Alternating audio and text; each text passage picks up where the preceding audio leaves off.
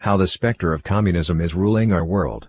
The specter of communism did not disappear with the disintegration of the Communist Party in Eastern Europe, by the editorial team of the 9 Commentaries on the Communist Party.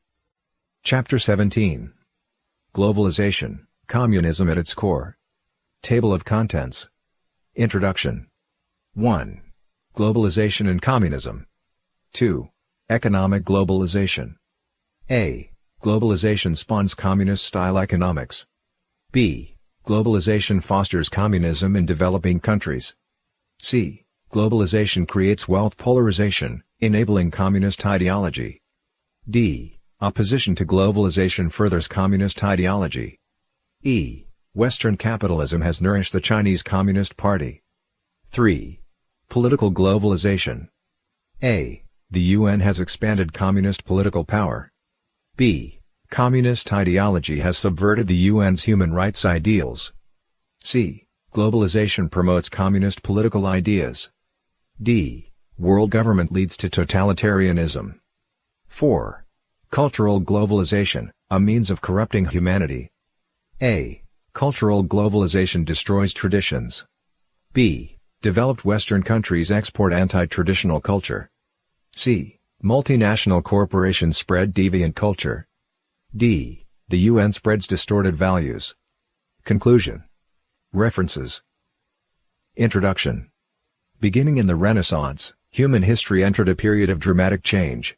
The Industrial Revolution that began at the end of the 18th century greatly increased productivity. The national power of each country went through tremendous changes, and the structure of global order went through radical changes. At the same time, social structures, thought, and religious traditions also saw dramatic shifts. Orthodox faiths went into decline, human morality began to deteriorate, societies became disordered, and human behavior lost universal standards for judgment. These historical conditions saw the birth of communism.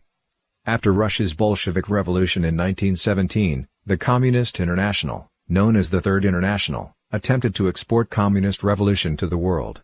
The Communist Party of the United States was founded in 1919, and the Chinese Communist Party, CCP, was founded in 1921. In the late 1920s and early 1930s, a global economic depression further motivated communist ideologues. The world's political and economic ideologies began a leftward turn, the Soviet Union gained a firm foothold, and the CCP seized the opportunity to develop.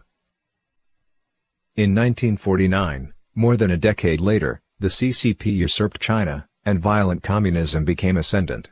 The Soviet Union and the CCP had together seized dozens of countries and 1/3 of the world's population, forming a confrontation against the Western world. The Cold War that followed lasted half a century. While violent communism threatens all mankind, most people in the Western free world neglect the non-violent communist factors developing quietly in their own societies. Besides the infiltration by the Soviet Union, all manner of para-communist ideologies and movements within the West, including outright communists, the Fabian Society, and the Social Democrats, among others, have penetrated government, the business world, and educational and cultural circles. The counterculture movement in the West during the 1960s, as well as China's Cultural Revolution, were brought about by communist elements.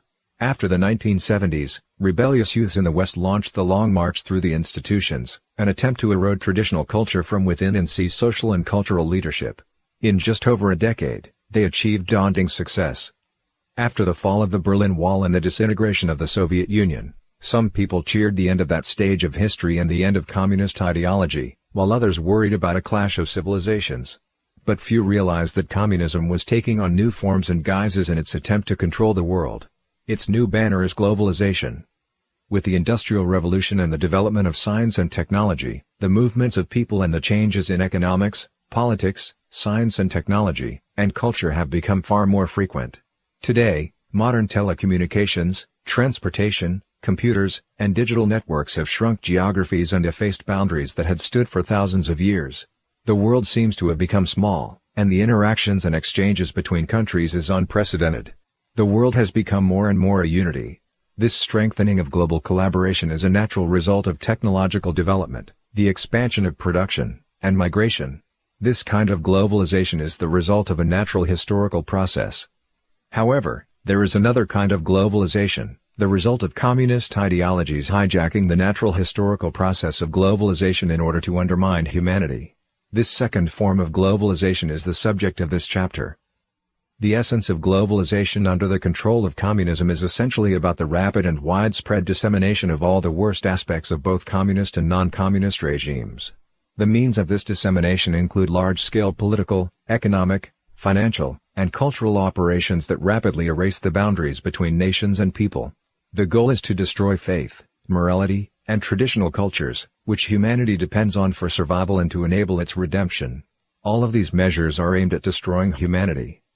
This book has stressed that communism is not merely a theory, but an evil specter. It is alive, and its ultimate goal is to destroy mankind. The specter does not hold to a single political ideology, but when conditions permit, is apt to use even political and economic theories that are contrary to standard communist ideology.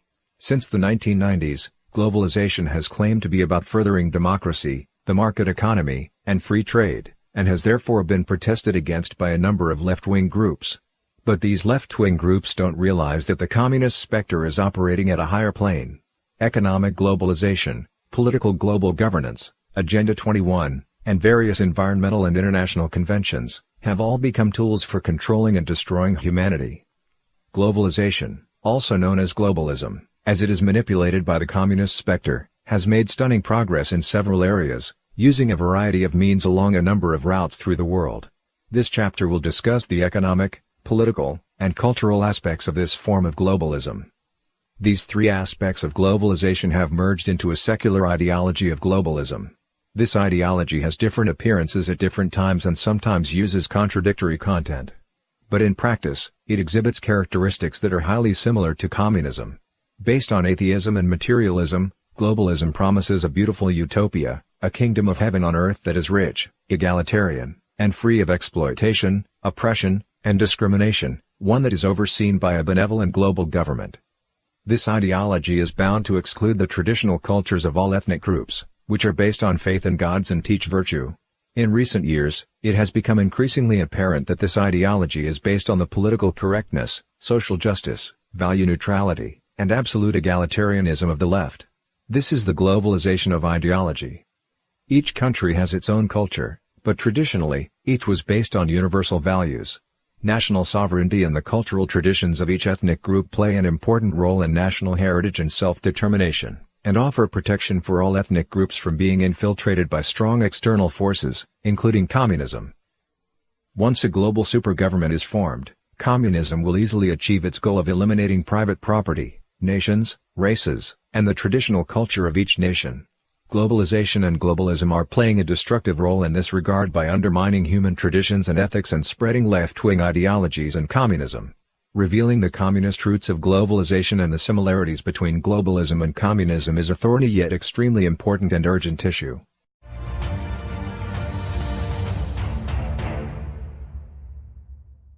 (1) Globalization and communism. Marx did not use the concept of globalization in his writings, but instead used the term world history, which has very close connotations. In the Communist Manifesto, Marx claimed that the global expansion of capitalism would inevitably produce a huge proletariat, and then a proletarian revolution would sweep the globe, overthrowing capitalism and achieving the paradise of communism. Marx wrote, "The proletariat can thus only exist world historically, just as communism, its activity, can only have a world historical existence. That is to say, the realization of communism depends on the proletariat taking joint actions around the world. The communist revolution must be a global movement." Although Lenin later modified Marx's doctrine and proposed that the revolution could be initiated in capitalism's weak link, Russia, the communists never gave up the goal of world revolution. In 1919, the Soviet communists couldn't wait to establish the Communist International in Moscow, with branches spread over more than 60 countries. Lenin said that the goal of the Communist International was to establish the World Soviet Republic. The American thinker G. Edward Griffin summed up the 5 goals of the communist global revolution proposed by Stalin in the book Marxism and Ethnicities. Confuse, disorganize, and destroy the forces of capitalism around the world. Bring all nations together into a single world system of economy. Force the advanced countries to pour prolonged financial aid into the underdeveloped countries. Divide the world into regional groups as a transitional stage to total world government. populations will more readily abandon their national loyalties to a vague regional loyalty than they will for a world authority. Later, the regionals such as the present NATO, SEATO, and the Organization of American States can be brought all the way into a single world dictatorship of the proletariat. William Z. Foster, the former national chairman of the American Communist Party, wrote, "A communist world will be a unified, organized world. The economic system will be one great organization, based upon the principle of planning now dawning in the USSR. The American Soviet government will be an important section in this world government." From Marx, Lenin, Stalin, and Foster to the community of human destiny proposed by the Chinese Communist Party, we can clearly see that communism is not satisfied with having power in a few countries. The ideology of communism from beginning to end includes the ambition of conquering all mankind. The proletarian world revolution predicted by Marx did not take place. What he thought was a desperate and dying capitalism was instead triumphant, prosperous, and flourishing. With the collapse of the Soviet and Eastern European communist camps, leaving only the Chinese Communist Party and a few other regimes, communism seemed to face its demise. This was ostensibly a victory for the free world. But while the West believed that communism would be swept into the rubbish heap of history, the trend of socialism, the primary stage of communism, was flourishing. The communist ghost is not dead. It hides behind various doctrines and movements as it corrodes, infiltrates, and expands communist ideology into every corner of the free world. Is this accidental? Of course not. Globalization seems to be a process of natural formation, but the role of communism is becoming more and more obvious in its evolution. Communism has become one of the guiding ideologies of globalization. After the Second World War, the left-wing forces in European countries continued to grow. The Socialist International that advocated democratic socialism included political parties from more than 100 countries. These parties were in power in various countries and even spread across most of Europe. In this context, a high level of welfare, high taxes, and nationalization affected Europe as a whole. Globalization has hollowed out U.S. industry, shrunk the middle class, caused stagnant incomes, polarized the rich and the poor, and driven rifts through society. These have greatly promoted the growth of the left and socialism in the United States, shifting the global political spectrum sharply left in the last decade or so. Left-wing forces around the world claim that globalization has caused income inequality and polarization between the rich and the poor. Alongside these arguments, anti-globalization sentiment has grown rapidly, becoming a new force that resists capitalism and calls for socialism. After the Cold War, communist ideas infiltrated economic globalization, with the goal that there would be no pure national economy, and the sovereignty of each country's national economic foundations would be undermined. The purpose was to fully mobilize human greed, while Western financial powers shifted wealth accumulated by society over several hundred years, to quickly enrich the Chinese Communist Party. The CCP then used the wealth it rapidly amassed to morally bind up other countries and drag them down. As the head of the communist forces in the world today, the CCP is constantly strengthening its economic growth while injecting a dose of strength into the left-wing and communist parties around the world. The CCP has used totalitarian rule to undermine the rules of world trade and has used the enrichment it gained from global capitalism to strengthen socialism. The CCP's economic strength has also spurred forward its political and military ambitions, as it attempts to export the communist model throughout the world. From a global perspective, both the anti-globalization leftists and the CCP, which has benefited from globalization, have risen in the name of globalization. In fact, the status quo of today's world is very close to the goal that Stalin proposed in the past.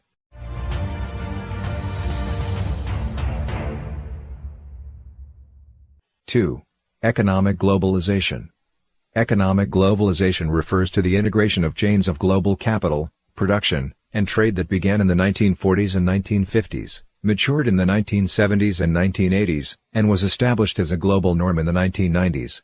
International agencies and corporations were the driving forces, as they demanded the loosening of regulation and controls to allow the free flow of capital.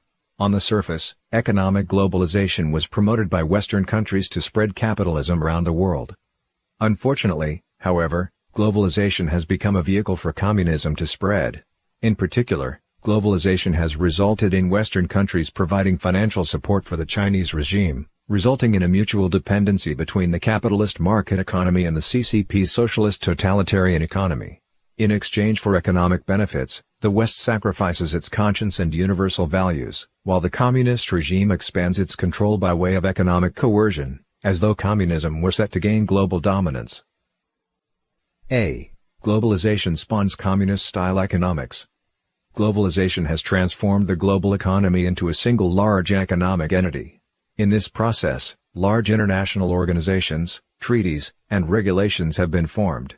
On the surface, this appears to be about the expansion of capitalism and the free market. But in fact, a unified economic control system has been formed, one that is able to issue orders to determine the fate of enterprises in many countries. This equates to forming a centralized totalitarian economic system, which is highly in line with Stalin's goal of uniting all countries to form one economic system. After this international financial order was established, the phenomenon of long-term economic aid from developed countries to developing countries was also formed. This is exactly Stalin's third goal. In terms of financial aid, international financial organizations usually implement macro intervention to the aid-receiving country's economy. The method used is dictatorial. It is not only forceful, but it also ignores the social, cultural, and historical conditions of the recipient country. The result is less freedom and more centralized control. American scholar James Bovard wrote that the World Bank has greatly promoted the nationalization of third world economies and has increased political and bureaucratic control over the lives of the poorest of the poor. On the other hand, economic globalization has created a homogeneous global economy, leading to greater similarities in consumer trends and unified mechanisms of production and consumption. Small companies, especially traditional arts and crafts stores, have less space to survive. Many small companies and those associated with local ethnic groups have simply been wiped out by the wave of globalization. More and more people have lost the environment and feasibility to freely engage in commerce within their own borders. Developing countries become part of a global production chain, weakening the economic sovereignty of individual nations and in some cases, leading to state failure. Some countries become burdened with debt and the need to meet repayments, fundamentally rupturing the foundation of free capitalist economics. B. Globalization fosters communism in developing countries. In the early 2000s, Jamaica opened its markets and began importing large quantities of cheap cow's milk. This made milk more widely affordable, but it also led local dairy farmers, unable to survive against the flood of cheap imports, to go bankrupt. Mexico used to have numerous light industrial manufacturing plants, but after China's entry into the WTO, most of those jobs left Mexico and went to China. Mexico suffered because it does not have high-end manufacturing capabilities. Africa is rich with minerals, but after foreign investment poured in, African minerals were mined out and exported abroad with very little economic gain generated for locals. Foreign investments also corrupt government officials. Globalization claims to bring democracy to those countries, but in reality it has empowered corrupt dictatorships. In many places, poverty has worsened. According to the World Bank's 2015 statistics, more than half of the extreme poor live in sub-Saharan Africa. In fact, the number of poor in the region increased by 9 million, with 413 million people living on less than $1.90 a day in 2015. During the recent Asia economic crisis, Thailand opened its weak financial system to international investment, which brought temporary prosperity. But when foreign investment left, Thailand's economy came to a halt and negatively influenced its neighboring countries. With the development of communication and transportation technologies, the earth has become a village. Globalization sounded as if it would deliver financial prosperity and democratic values to the entire global village. However, as Professor Danny Roderick of Harvard's John F. Kennedy School of Government has stated, there is a trilemma of globalization: we cannot simultaneously pursue democracy, national determination and economic globalization. This is the hidden flaw of globalization and something communism has exploited. Obviously, the benefits and opportunities brought about by globalization are limited to a small number of people. Elsewhere, globalization has artificially worsened inequality, and is unable to solve the long-term problems of poverty. Globalization has eroded national sovereignty, exacerbated regional turmoil, and engendered conflict between the oppressor and the oppressed. Notions about oppression, exploitation, inequality, and poverty are weapons leftists use to fight capitalism, as the resistance of the oppressed to the oppressor is the typical model for communism. The communist ideology of egalitarianism and the ethos of struggle have spread around the world along with globalization. C. Globalization creates wealth polarization, enabling communist ideology. The enormous outflow of industries and jobs turned the working and middle classes of Western countries into victims of globalization. Take America, for example, with the massive outflow of capital and technology to China, numerous manufacturing jobs were lost, leading to the loss of industries and a rising unemployment rate. From 2000 to 2011, 5.7 million laborers in the manufacturing sector lost their jobs, and 65,000 factories were closed. The gap between rich and poor has long been widening in the United States. Over the past 30 years, the growth of the average wage, inflation adjusted, has been slowing, bringing about the emergence of the working poor, those who work or seek jobs for 27 weeks of the year, but whose income is below the official poverty level. In 2016, 7.6 million Americans were counted among the working poor. Polarization between the rich and poor is the soil in which communism grows. Economic troubles are never restricted merely to the economic realm, but continue to grow. The demand for social justice and for a solution to unfair distribution of income has led to a surge of socialist ideology. Meanwhile, the demand for social welfare has also risen, in turn creating more poor families and ultimately forming a vicious cycle. Since 2000, the U.S. political spectrum has increasingly been open to left-wing influence. By the time of the 2016 election, there was a rising demand for socialism and increasing political polarization due to partisan interests. To a great extent, the impact of globalization lay behind these shifts. On the other hand, the greater the trouble Western democratic societies found themselves in, the more triumphant the force of communism appeared on the world stage. Opposition to globalization furthers communist ideology. Along with the advancement of globalization came anti-globalization campaigns. Large-scale violent protests on November 30, 1999, in Seattle, against the WTO ministerial conference marked the onset of such campaigns. 3 large-scale international conferences in 2001, the Summit of the Americas meeting in Quebec, Canada, the European Union Summit in Gothenburg, Sweden, and the Group of 8 Economic Summit in Genoa, Italy, were also beset by such demonstrations. In 2002, Florence, Italy, saw an unprecedented large-scale anti-globalization demonstration that drew 1 million participants. Worldwide anti-globalization campaigns have drawn participants from a variety of backgrounds. A vast majority of them have been left-wing opponents of capitalism writ large, including labor unions, environmental organizations, also hijacked and infiltrated by communism, as well as victims of globalization and the underprivileged. As a result, the public, whether supporters or opponents of globalization, have ended up inadvertently serving the ends of communism. Western capitalism has nourished the Chinese Communist Party. When assessing the successes or failures of globalization, scholars often cite China as an example of a success story. China seemed to have greatly benefited from globalization and rapidly came to the fore as the world's second largest economy. Many predicted that China would ultimately replace America. Unlike Mexico's model of low-end manufacturing, the CCP set out to obtain the most cutting-edge technology from the West and then replace its competitors.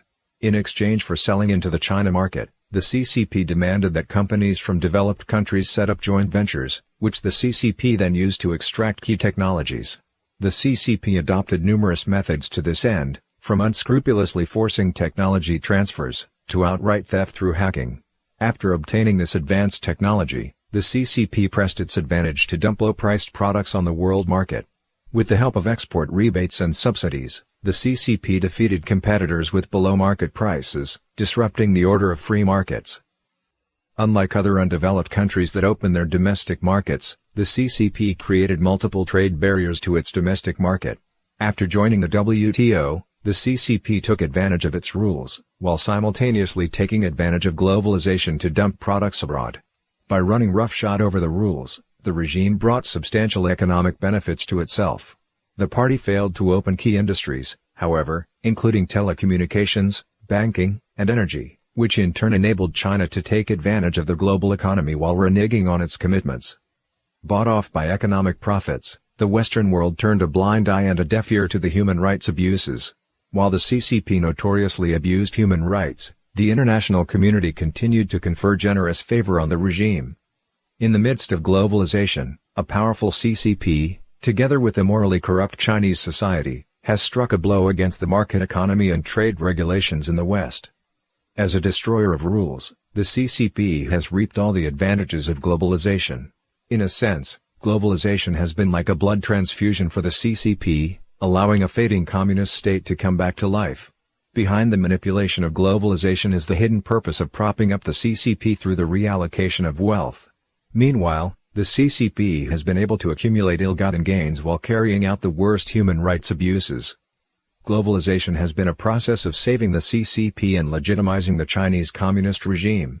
While the party strengthened its socialist muscles with capitalist nutrients, the West fell into relative decline, further giving the CCP confidence in its communist totalitarianism and global ambitions. China's rise also greatly excited numerous socialists and members of the left worldwide, part of the plan. While its economy has grown, the CCP has intensified efforts to infiltrate global economic organizations, including the WTO, the IMF, the World Bank, the United Nations Industrial Development Organization, and others. When assigned to important positions in these organizations, party officials persuade them to cooperate with the CCP in order to endorse the party's schemes and defend its policies. The CCP uses international economic organizations to carry out its own economic agenda and corporatist model. If its ambitions aren't halted, there's little doubt that the regime will bring disasters to global politics and economics. The above are just some examples of how economic globalization has been used to promote and extend communism. With advances in telecommunications and transportation, economic activities are extended beyond a nation's borders. This is a natural process, but in this case, the process was turned into an opportunity for the CCP to begin the path to global dominance. The time has come for society to be alert to what is taking place and to rid globalization of communist elements. In that case, the sovereignty of individual states and the welfare of their people will have a chance to be realized.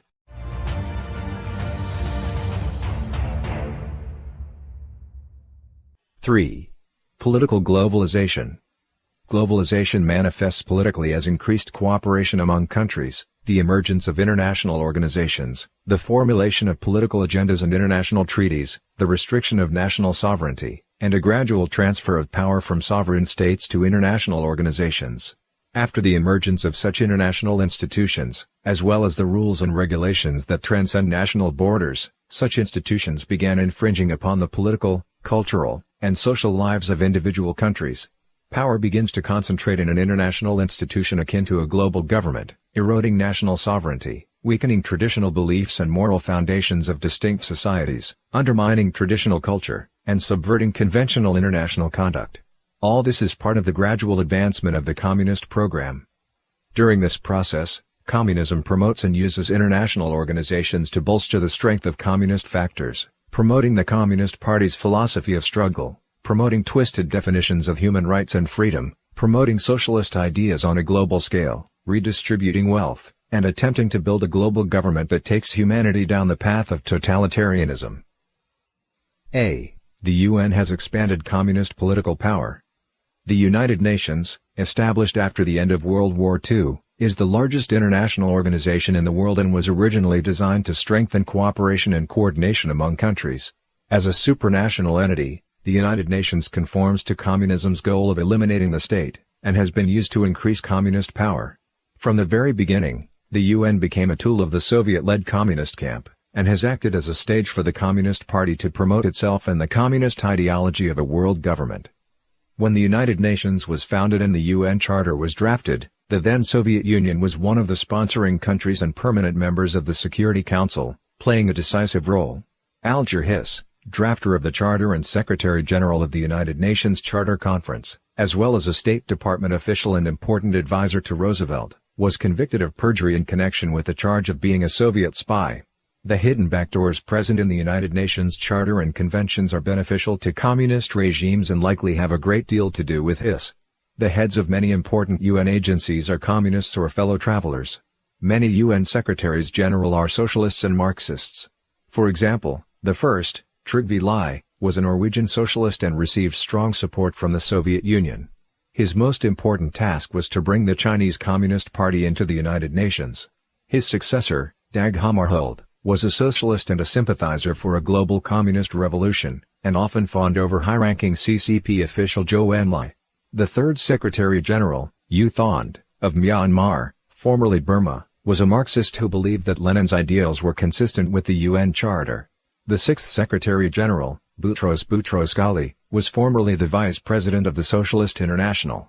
It is therefore not difficult to understand why the heads of communist regimes regularly receive the highest courtesy of the United Nations. Many UN conventions have also become tools to directly or indirectly promote communist ideas and expand communist power. The highest mission of the United Nations is to maintain world peace and security. The United Nations peacekeeping forces are under the responsibility of the Under-Secretary-General for Political and Security Affairs. Yet of the 14 individuals who took up this position from 1946 to 1992, 13 were Soviet citizens. The Soviet communist regime never gave up attempting to expand communist power, and had no interest in contributing to world peace. Therefore, although it used safeguarding world peace as its slogan, it focused on advancing the interests of communism. Propping up a pro-socialist organization fit its aims. At the time, communists had infiltrated the United States.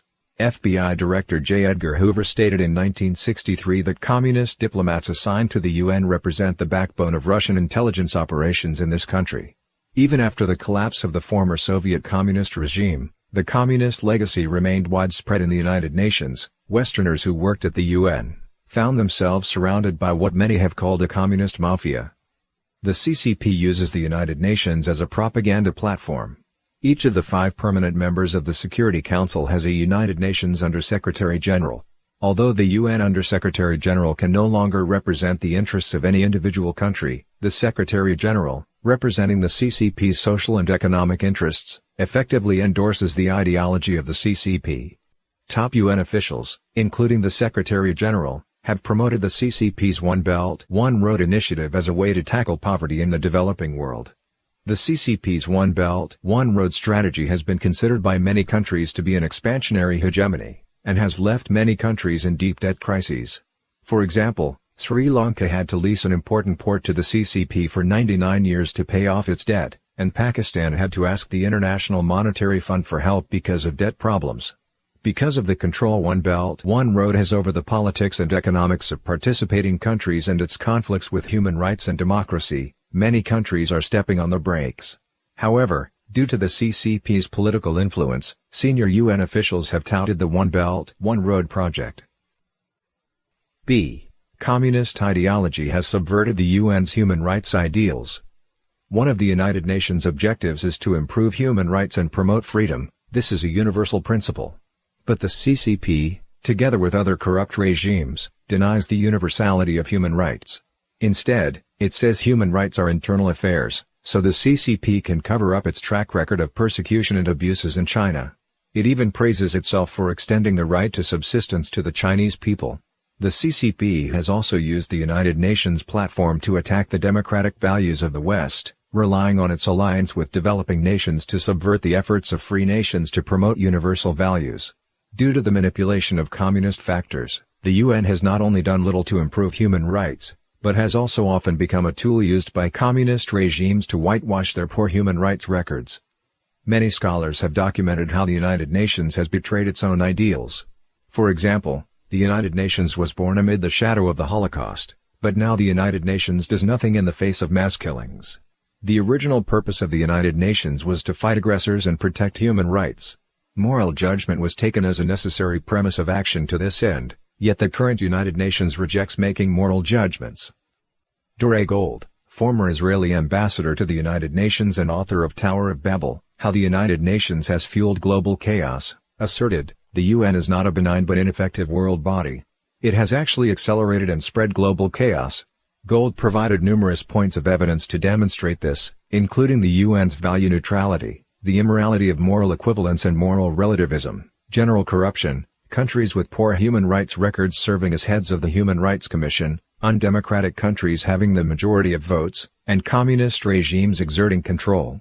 He said that the United Nations is an abject failure and dominated by anti-Western forces, dictatorships, state sponsors of terrorism, and America's worst enemies, thus betraying the noble ideals of the UN's founders.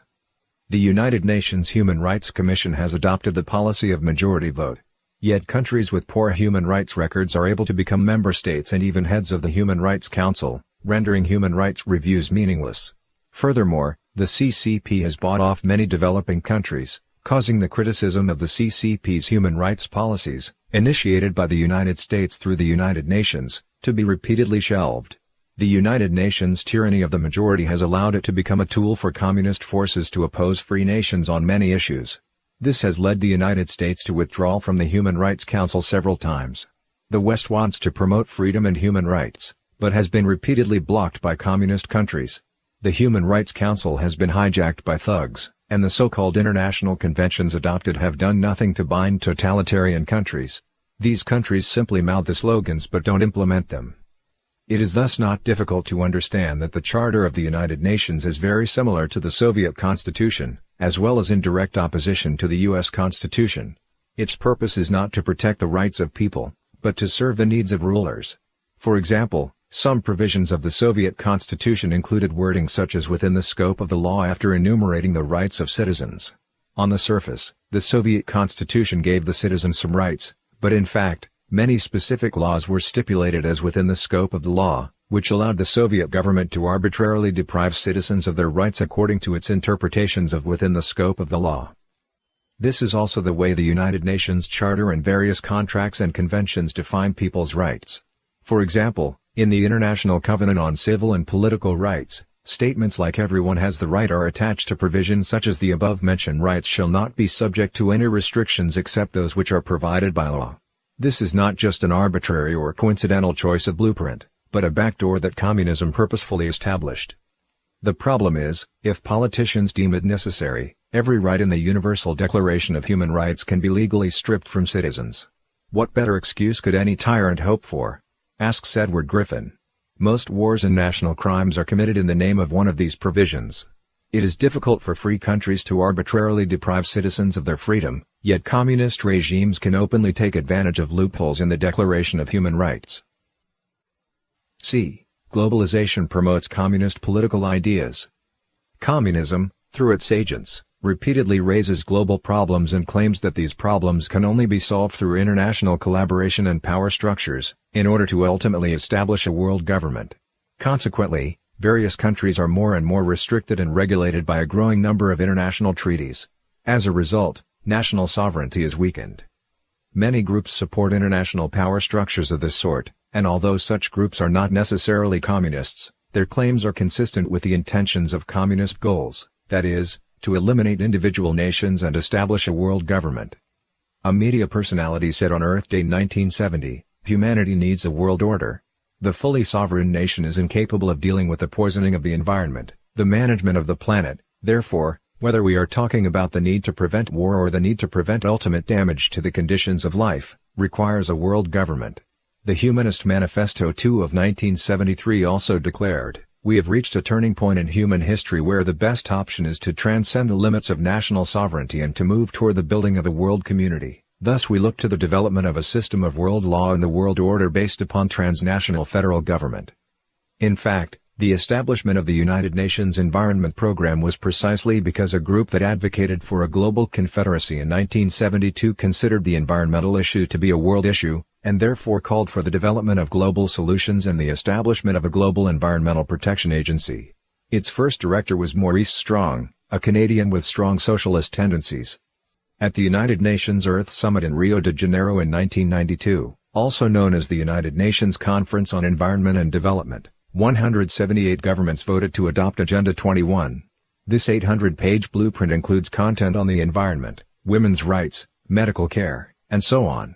An influential researcher from an environmental research institute and subsequently an official of the UN Environment Program said, "National sovereignty, the power of a country to control events within its territory, has lost much of its meaning in today's world, where borders are routinely breached by pollution, international trade, financial flows, and refugees. Nations are in effect ceding portions of their sovereignty to the international community, and beginning to create a new system of international environmental governance as a means of solving otherwise unmanageable problems."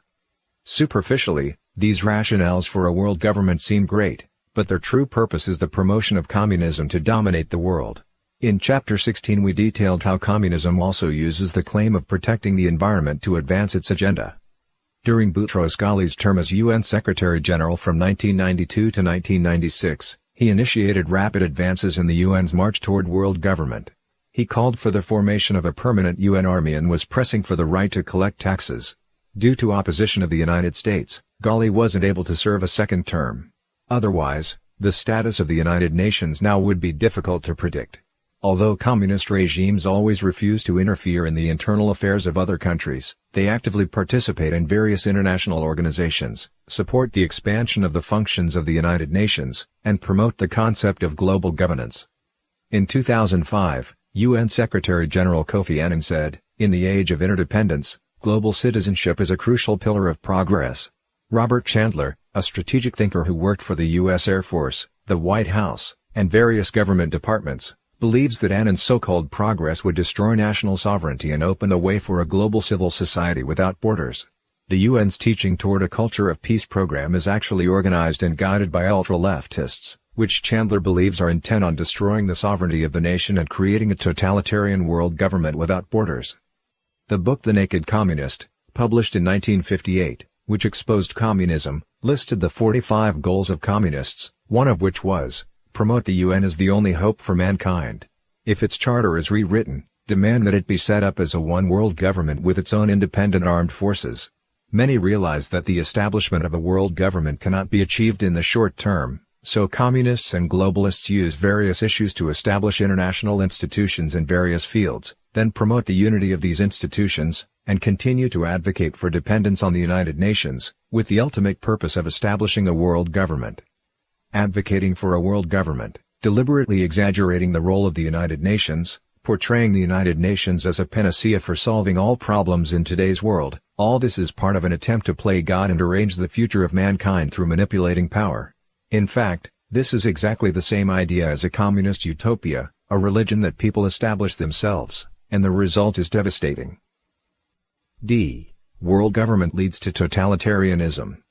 There is nothing wrong with envisaging a better world or future, but seeking to establish a world government to solve all of mankind's problems is simply chasing a modern-age utopia, and runs the danger of descending into totalitarianism. An unavoidable issue faced by a world government that aims to truly address global problems is how it actually implements its policies, be they political, military, economic, or other.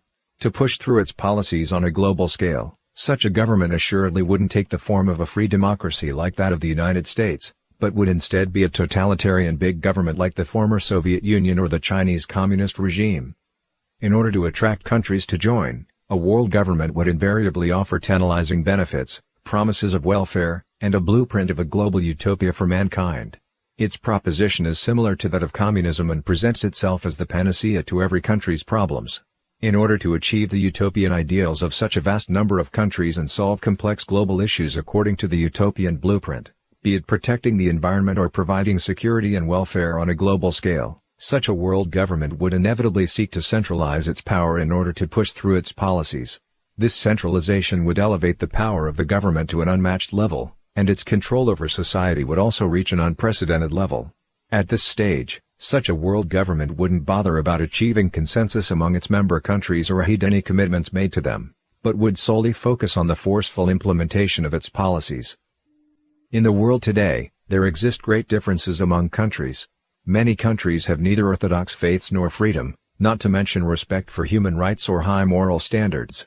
When countries combine to form a world government, such a government would adopt the lowest standard among them, eliminating any requirements relating to faith and belief, morality, and human rights. In other words, countries would be given a free pass on these issues, using the concept of so-called neutrality in religion, morality, and human rights in order to unite them. A world government would inevitably promote a mainstream culture in order to unify the world. However, each country has its own cultural traditions and religious beliefs. Of all the experts, scholars, and governments that actively advocate a world government, the majority of them are atheists or hold progressive views on religious beliefs. Clearly, a world government would have atheism as its core value, the inevitable consequence, given that communism is the force behind it. To maintain its rule, this world government would forcibly implement ideological re-education, resorting to violence in order to carry this out. In order to prevent fragmentation or independence movements by member countries, a world government would greatly strengthen its military and police forces and tighten its control over people's freedom of speech. The government of a country whose people do not have a shared faith and culture can only rely on authoritarian power, that is, totalitarian rule, in order to stay in power, and the result would be the reduction of individual freedom. Thus, a world government would inevitably be a totalitarian government because it would have to rely on authoritarianism to sustain its rule. In the end, a world government is literally a communist totalitarian project in another guise, and the result would be no different from the communist regimes of today in how they enslave and abuse their people. The only difference would be that instead of being confined to a single country, this totalitarianism would extend to the entire world, with the entire world controlled by a single government, making it even easier to corrupt and destroy humanity. In the process of maintaining its rule, this gargantuan government would progressively employ all the evil methods used by communist regimes. This path toward authoritarianism would also be a process of destroying the traditional cultures and moral values of mankind, which is precisely what communism aims to achieve.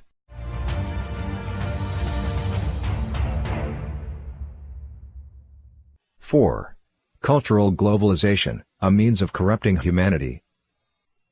As cultural exchanges and capital flows expand throughout the world, the various deviant cultural forms that communism has established over the past nearly 100 years, such as modern art, literature, and thought, movies and television, deviant lifestyles, utilitarianism, materialism, and consumerism, are transmitted globally as well.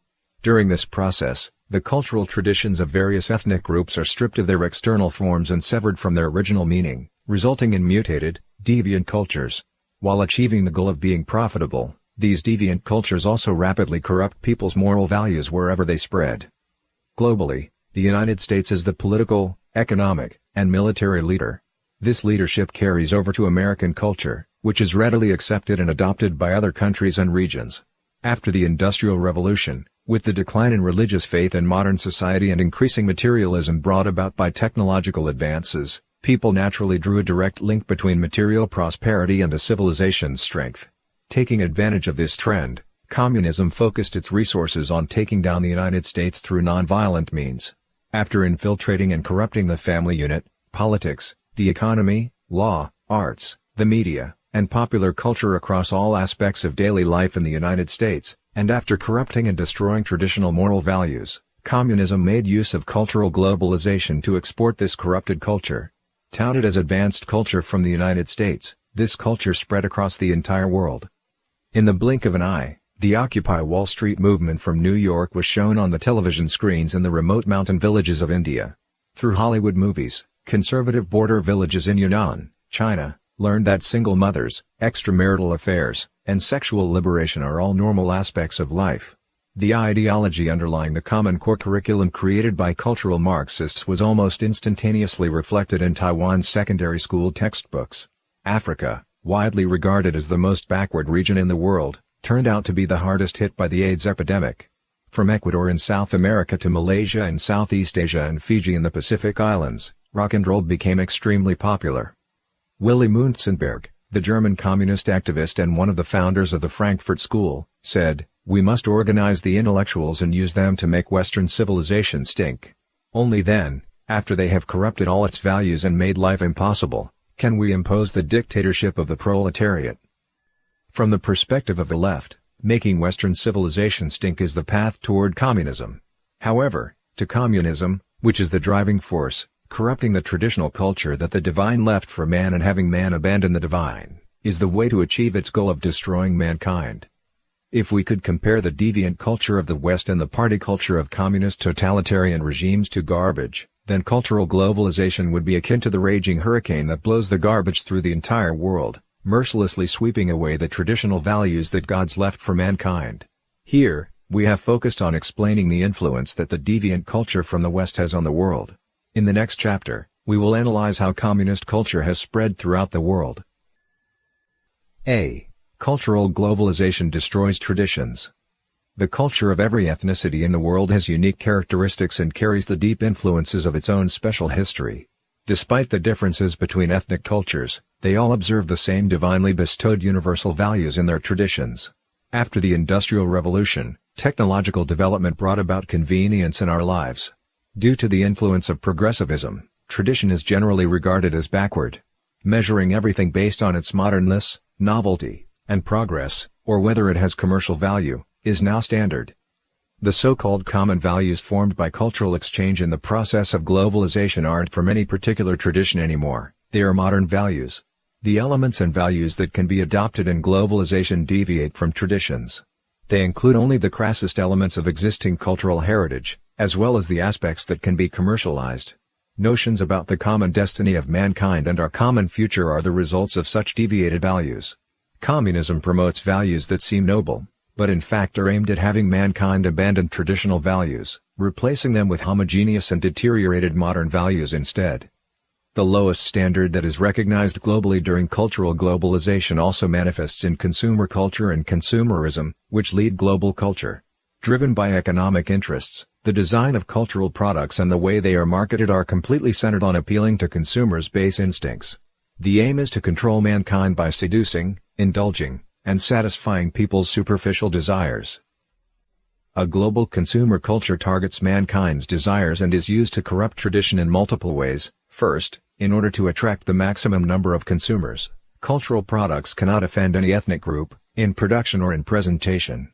As a result, the unique characteristic and meanings of the ethnic culture are removed from products. In other words, tradition is taken away from products through deculturalization, or standardization. Populations that receive less education and have less consumer power are more susceptible to such a simplified consumer model because the cost to make such products is lower. Hence, through globalization, this population is restricted to the commercial culture that has the lowest manufacturing cost.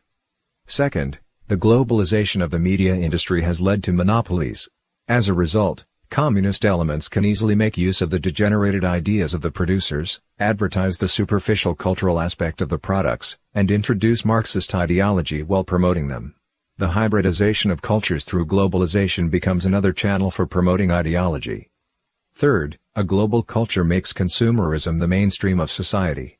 Commercials, movies, television shows, and social media constantly bombard consumers with the idea that they are not living a real life if they don't consume, own certain products, or seek to be entertained in particular ways. Communism uses different means and entertainment to prompt people to pursue satisfying their desires. As people indulge their desires, they are moving away from the spiritual plane, and before they know it, they've deviated from their long-held divine beliefs and traditional values. The communism quickly spreads its deteriorated ideology amid the backdrop of globalization. It also utilizes the herd mentality. With frequent exposure to social media, commercials, television shows, movies, and news, people are bombarded with various anti-traditional and unnatural ideologies. This creates an illusion that such deteriorated ideologies represent a global consensus. People gradually become numb to the damage these ideologies have on traditions. Twisted behaviors are seen as fashionable, and people are supposed to take pride in them. Substance abuse, homosexuality, rock and roll, abstract art, and much more, all spread in this fashion. Modern art is degenerate and violates all traditional definitions of aesthetics. Some people may have realized this at first, but when works of modern art are constantly exhibited in major metropolitan areas and sold at high prices, when the media frequently reports on dark and strange artworks, people begin to believe that they're the ones who've fallen out of touch with fashion, and it's their taste in art that needs to be updated. People begin to negate their own sense of the beautiful and favor deteriorated art forms. Communism is able to utilize the herd mentality because many people do not have a strong will. Once mankind deviates from divinely imparted traditions, everything becomes relative and changes over time. The situation becomes ripe for exploitation. B. Developed Western countries export anti-traditional culture. Western developed countries play the decisive role in global economic and military affairs. As a result, Western culture was able to quickly spread to developing countries. It was deemed the mainstream of modern civilization and the direction for future development. Exploiting this trend has spread deviant modern culture from the United States and other Western countries to the world. This exerted enormous damage on the traditions of other ethnic groups. Rock and roll music, drugs, and sexual liberation were disguised as Western culture and quickly spread worldwide from developed countries. As pointed out in this book, the communist specter is behind the development of these deteriorated cultures, which have nothing to do with the traditional values that stem from belief in the divine. All manner of deteriorated culture masked as Western culture is currently being spread to every corner of the world. Hollywood in particular has become a major carrier of various ideologies that stem from cultural Marxism. The special characteristic of the movie industry allows it to make people subconsciously accept its values. Because of their economic strength, Western countries attract a large number of foreign students. In this book, we have discussed how cultural Marxism has taken over Western education, and in turn exposes foreign students to various leftist ideologies. When they go back to their countries, they spread these ideologies. In their countries, these deteriorated ideologies are seen as attractive because Western countries are more technologically advanced and economically developed. Thus, these ideologies encounter little resistance as they spread and destroy the local traditional culture. For instance, the first country in Asia to acknowledge same-sex marriage is a society with profound traditions. Globalization was behind the shift. After studying in the West, a large number of students accepted the idea of same-sex marriage and pushed for the change. For the most part, progressive politicians who encouraged the legalization of same-sex marriage developed their progressive views during their studies abroad. C. Multinational corporations spread deviant culture. Under the conditions of globalization, mutual respect and tolerance of different national cultures has become mainstream. Communism has used this to arbitrarily expand the concept of tolerance and make value neutrality a global consensus, thereby advocating deviant ideas. In particular, homosexuality and sexual liberation have developed rapidly through globalization, seriously impacting and corroding the moral values of traditional society. In 2016, a large global chain retailer announced that the locker rooms and restrooms in the store would be friendly to transgender people, meaning that any man could enter women's restrooms or locker rooms at will because he could claim that he was actually a woman. The American Family Association called on consumers to boycott the company because of the harm the policy could bring to women and children. Indeed, in 2018, a man entered the store's women's bathroom and exposed himself to a young girl. Amid resistance by consumers who obey traditional values, journalists tallied up the hundreds of large multinational companies that have obtained full scores on the Corporate Equality Index, a measure of attitudes toward LGBTQ issues, and found that the companies with the same policies as the chain store covered all aspects of ordinary people's lives, making a boycott unrealistic. The companies covered almost all major airlines, major brand-name auto factories, chain fast food restaurants, coffee shops, major department stores, banks, major film production companies, mobile phone and computer companies, and so on. These values have become ubiquitous and mainstream through globalization via the corporate culture of multinational corporations. D. The UN spreads distorted values. In 1990, the World Health Organization announced that homosexuality is not a mental illness, greatly spurring on the homosexual movement worldwide. Under the conditions of globalization, AIDS spread globally, with the most important group of AIDS-susceptible people, homosexuals, continuing to be the target of social concern and public discussion. Communism has thus promoted the expansion of the homosexual movement. Medical workers encourage homosexual AIDS patients not to be ashamed and to seek medical treatment. As a corollary, the moral recognition of homosexual conduct has been promoted simultaneously. In Africa, Asia, and Latin America, the international community's funding for AIDS has thus had the effect of promoting the homosexual movement. South Africa was the first country to introduce a new convention at the UN Human Rights Council that requires recognition of sexual orientation and gender identity to be used as indicators of human rights. The convention was ultimately adopted. This is the first UN resolution that directly targets sexual orientation and gender identity. In reality, this normalizes what used to be considered deviant ideas by attributing to them the same importance as natural rights. Article 13 of the UN Convention on the Rights of the Children states, "The child shall have the right to freedom of expression. This right shall include freedom to seek, receive and impart information and ideas of all kinds, regardless of frontiers, either orally, in writing or in print, in the form of art, or through any other media of the child's choice."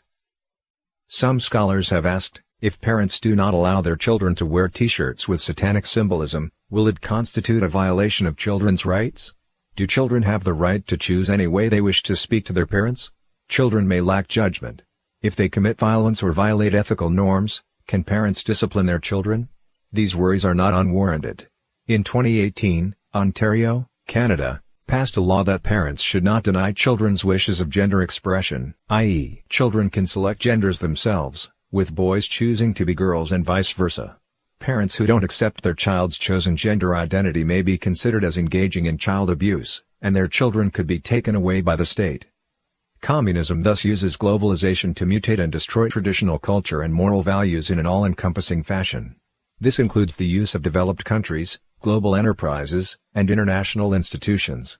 People are immersed in the superficial convenience of the global life, but they are not aware that their ideas and consciousnesses are rapidly being changed.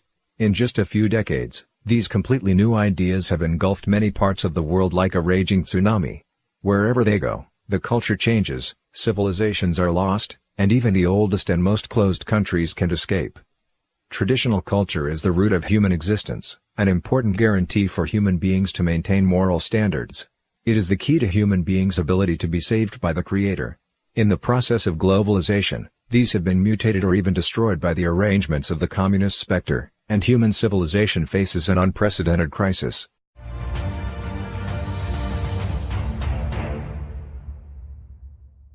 Conclusion. Different nationalities and countries have existed for millennia.